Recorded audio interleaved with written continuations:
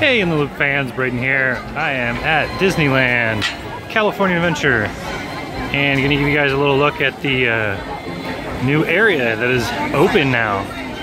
Take a peek at what they did over here.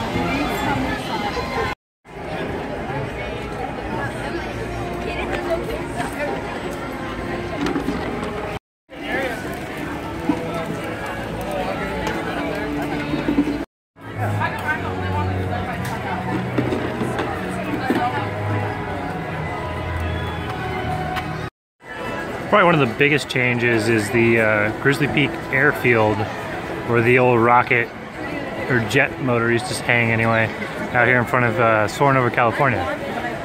Soarin' has also completely changed its look as well. I'm gonna have some new projections. It's supposed to look a lot cleaner. I'm gonna check that out after I'm done filming this for you guys.